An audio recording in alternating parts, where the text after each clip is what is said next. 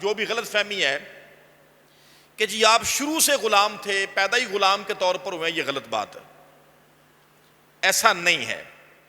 اچھا، آپ کے والد کہاں سے تھے اور آپ کی والدہ کہاں سے تھیں؟ آپ کی والدہ کا نام ہے جناب حمامہ۔ حمامہ ویسے کبوتری کو کہتے ہیں عربی زبان میں، تو حمامہ نام تھا، اور ان کا تعلق تھا حبشہ سے، ایتھوپیا سے۔ تو حبشہ جو ہے یہ جناب حضرت بلال کا ننہال ہے۔ حضرت حمامہ رضی اللہ تعالی عنہ کو مسلمان ہونے کا بھی شرف حاصل ہوا ہے۔ آپ بھی پہلے کلمہ پڑھنے والوں میں شامل ہیں، اور آپ بھی ان خوش نصیب حضرات میں شامل ہیں جن کو حضرت بلال رضی اللہ تعالی عنہ کی طرح ہی حضرت ابو بکر صدیق رضی اللہ تعالیٰ عنہ نے اپنے مال سے خرید کر آزاد کروایا ہے۔ حضرت حمامہ یہ آپ کی امی جان ہیں، اور آپ کے والد کا نام ہے رباح، اور رباح نے زمانہ نہیں پایا اسلام کا، یہ پہلے فوت ہو گئے۔ حضرت بلال رضی اللہ تعالیٰ عنہ پیدا کہاں ہوئے، اور حمامہ کا تعلق تو میں نے بتا دیا۔ رباح کہاں سے تھے؟ رباح حبشی نہیں تھے، رباح کا تعلق یمن سے تھا۔ یمن اور حجاز مقدس کے درمیان میں، یمن کی سرحد میں، یمن کے اندر ہی، یمن کا آخری علاقہ سرات، اس نام سے بتاتا چلوں کہ سرات نامی عرب شریف میں کئی علاقے ان کا نام سرات تھا۔ جیسے میں نے پچھلے جمعے بھی واقع کربلا کے اندر جو منزلیں بیان ہوتی جا رہی تھیں، ان میں کوفہ کے قریب جو آخری منزل تھی، میں نے اس کا نام سرات آپ کے سامنے بیان کیا تھا۔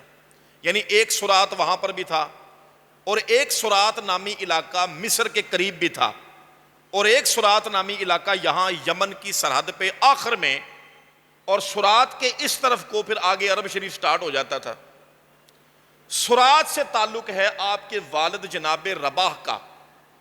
رباح نے جو شادی کی ہے جناب حمامہ کے ساتھ، تو اس ضمن میں 4 بچے پیدا ہوئے ہیں۔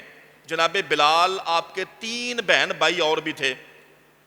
ایک بھائی جن کا نام خالد، حضرت خالد رضی اللہ تعالیٰ عنہ، وہ بھی مسلمان، وہ بھی سرکار کے صحابی ہوئے بعد میں۔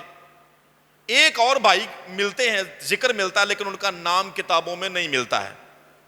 اور ایک آپ کی بہن ہمشیرہ ہیں جن کا نام غفیرہ بھی لکھا گیا ہے کتابوں میں، اور اقیرہ بھی لکھا گیا ہے۔ بعض نے اس کو غفرہ اور آقرہ کر کے بھی لکھ دیا ہے، حالانکہ علماء بیان کرتے ہیں غفیرہ نام عرب شریف میں کئی لڑکیوں کے ہوا کرتے تھے، تو غفیرہ نام تھا، اور وہ بھی الحمدللہ حضور کی صحابیت میں تھی، انہوں نے بھی کلمہ پڑھا۔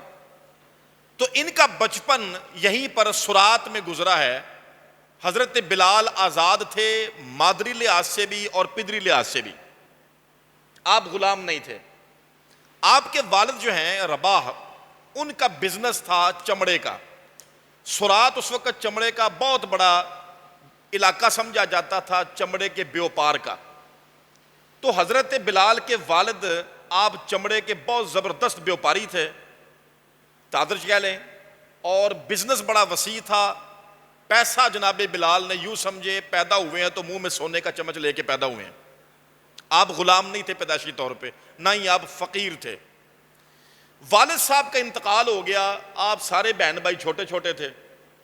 والد صاحب کا انتقال ہوا تو والدہ صاحبہ نے آپ چاروں کو لیا اور پھر اپنے میکے چلی گئی حبشہ میں، اور وہاں حضرت بلال رضی اللہ تعالیٰ عنہ جوانی تک وہیں پہ رہے ہیں، جوانی چڑھنے تک وہیں پہ رہے۔ انیس الجلیس میں امام جلال الدین سیوطی رحمۃ اللہ تعالیٰ علیہ فرماتے ہیں حضرت بلال وہاں پر 10,000 اونٹوں کے مالک تھے۔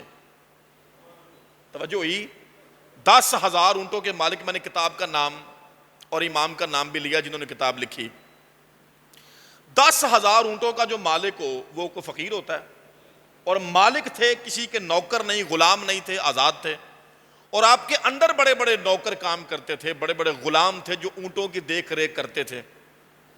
حضرت بلال رضی اللہ تعالیٰ عنہ نے پھر ایک فیصلہ کیا کہ آپ نے اپنا وہ علاقہ بھی چھوڑا اور واپس اپنے ابا جی کے علاقے میں آ گئے۔ اب سارے بہن بھائی والدہ سمیت یہاں پہ شفٹ ہوئے، سرات میں، یمن کا جو علاقہ ہے